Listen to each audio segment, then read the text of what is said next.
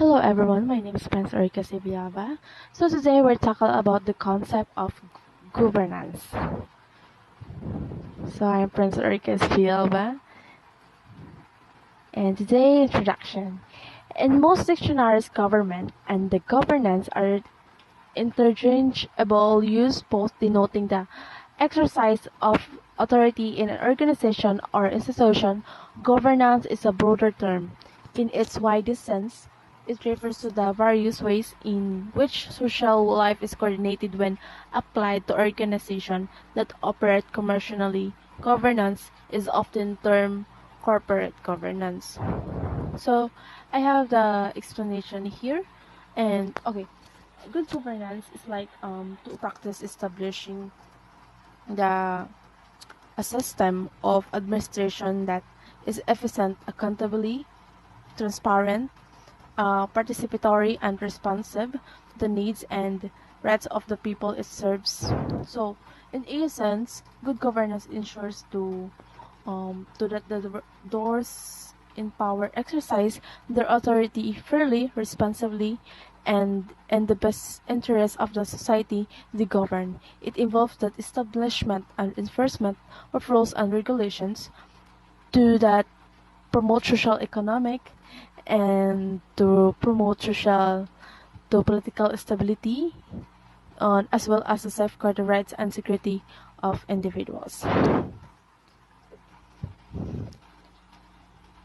So the need for good governance. So the govern is to exercise power authority over a territory system or organization. So this is the kinahanglan ta sa ato good governance. So good corporate governance creates transparent rules and controls, guides leadership, and aligns the interests of shareholders, directors, management, and employees. So, and it helps build trust with investor to community and public official. So, kailangan nato magtinabangay to trust with each other and sa ating investor. And then the corporate governance can give investors and stakeholders a clear idea of a company direction and business integrity. Company direction and business integrity. It promotes long-term financial viability, opportunity, and returns. It can facilitate the raising of capital.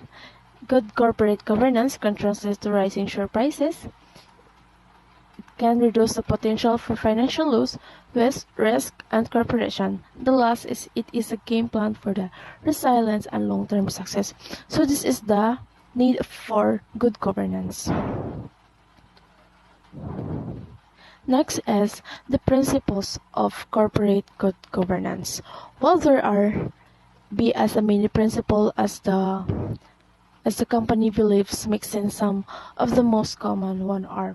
So I have the definition of this to send here. Okay, fairness is the board of directors must treat shareholders, employees, vendors, and communities fairly and with equal consideration. So I heard the treatment for all those with interest with the company. It means to protect the rights of shareholders to the company, various stakeholders, including the directors and the officers. So, transparency. Transparency is like the board should provide timely, accurate, and clear information about such things as a financial performance, conflicts of interest, and rest to shareholders and other stakeholders. So this is transparency is the government officials act openly with citizens' knowledge of the decision the officials are making.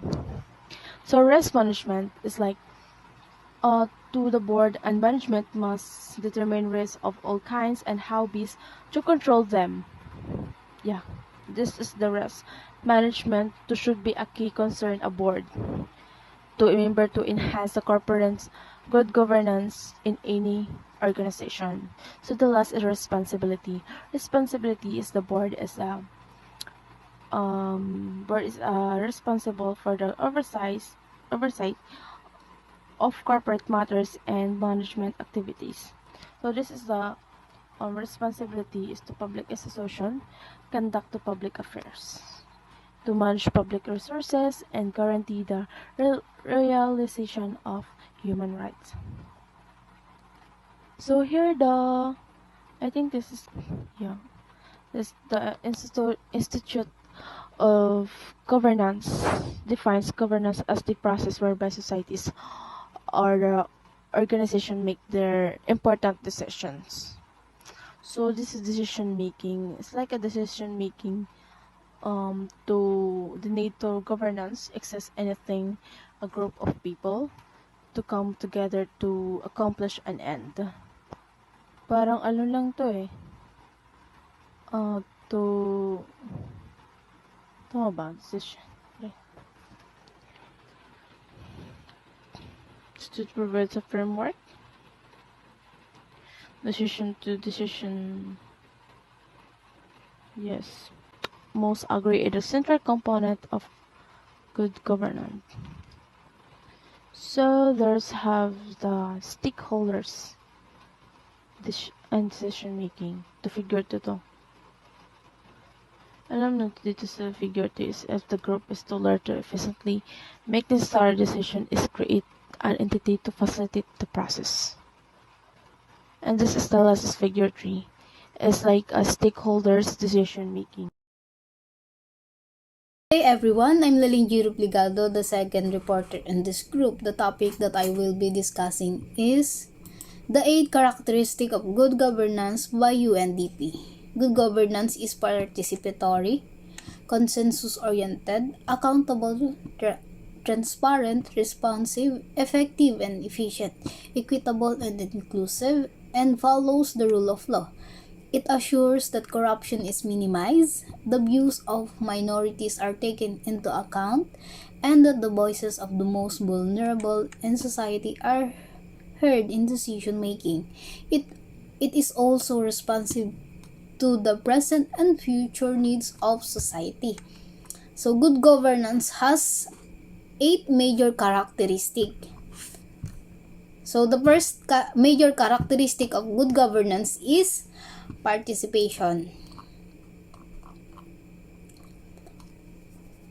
Participation, both men and women should have voice in decision making, either directly or through legitimate institution representing their interests. This requires informed and organized participation, including freedom and association and expression. For example, town hall meetings where community members, regardless of gender, actively engage in discussion about local policies and initiatives. Number 2, rule of law.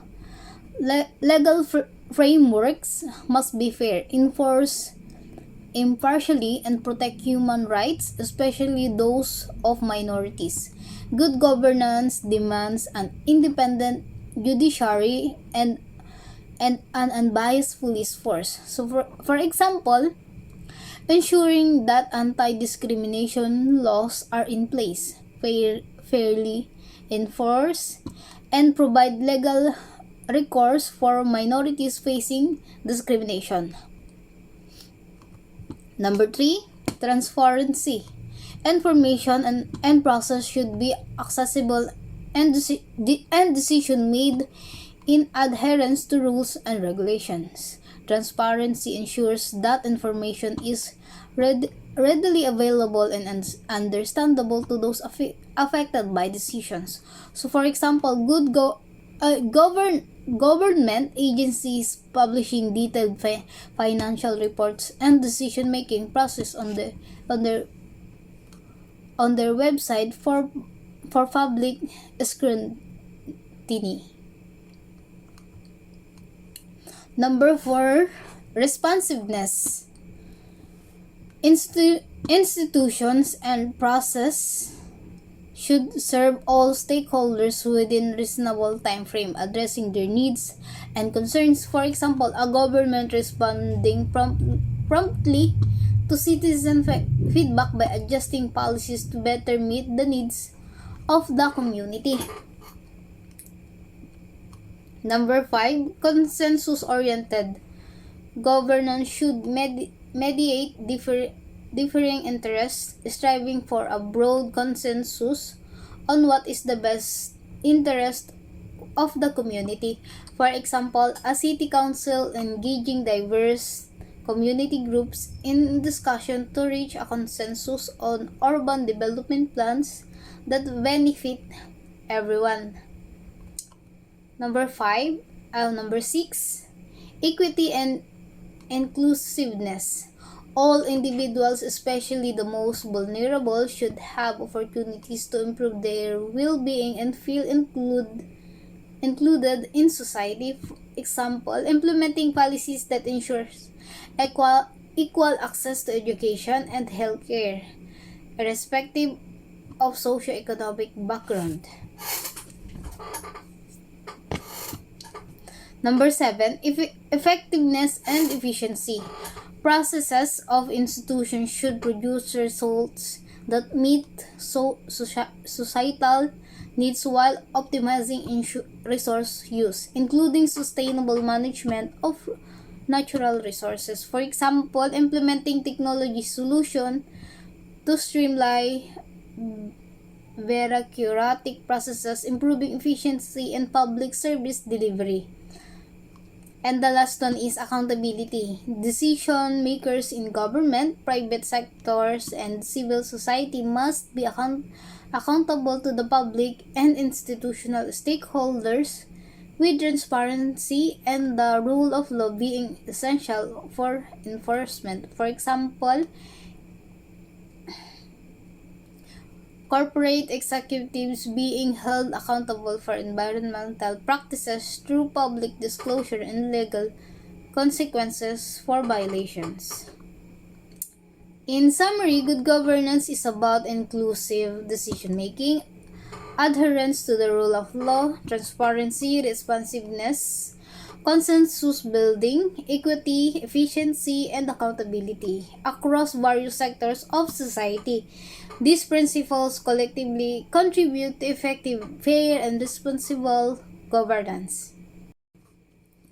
As you can see sa naka-attach na figure dito sa slide na to, ang good governance is nasa gitna at napapalibutan siya ng 8 characteristics. So, ibig sabihin, kung wala yung isa dito, is hindi mabubuo or hindi magkakaroon ng isang good governance.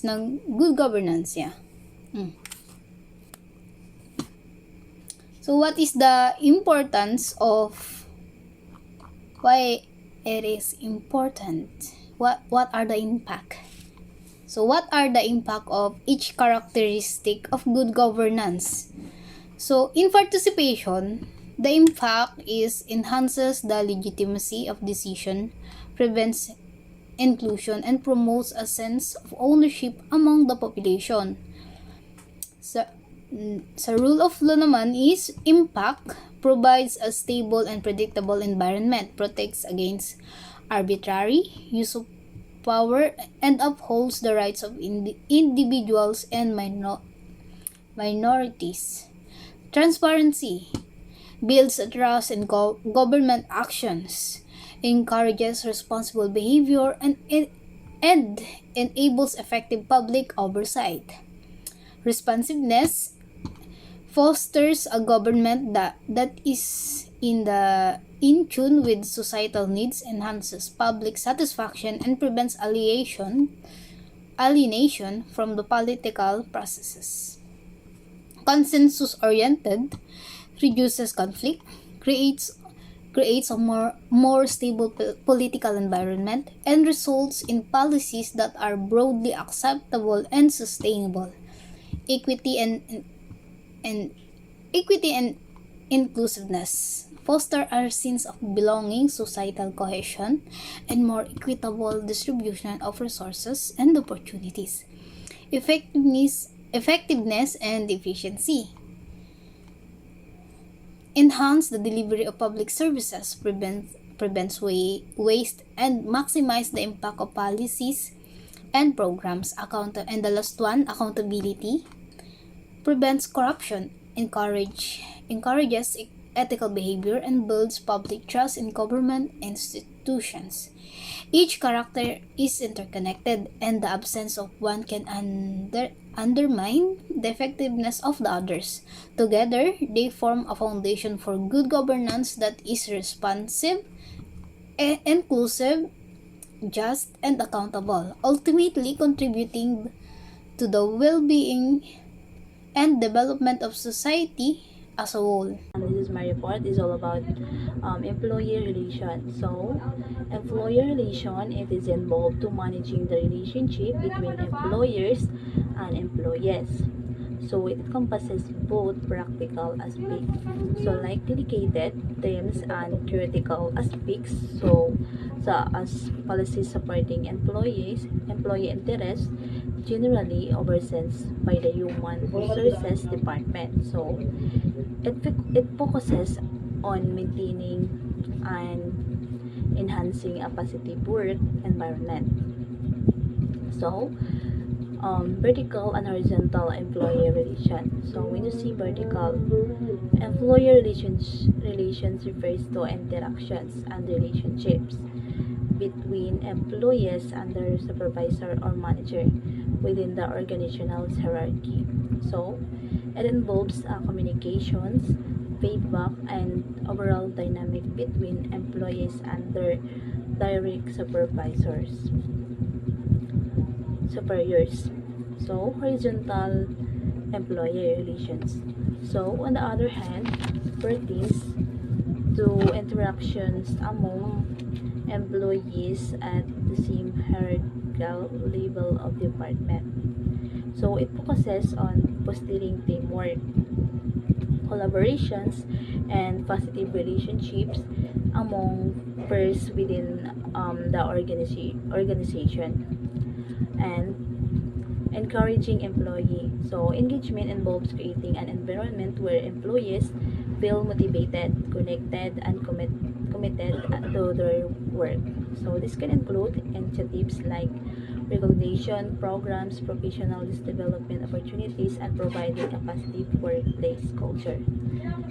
So next is improving workplace communication. So it involves implementing strategies to enhance the flow of information with the organizations. So this can include open communication channels, regular team meetings, and the use of various communication. So tools to ensure effective information exchange. Next is settling disputes and conflicts. So it is involves addressing and resolving these disagreements or conflicts that may arise among employees or between employees and management. So this can include mediation, conflict resolution training, and establishing clear protocols for handling these points. So next is addressing sexual harassment. So and bullying is crucial for maintaining a safe and respectful workplace.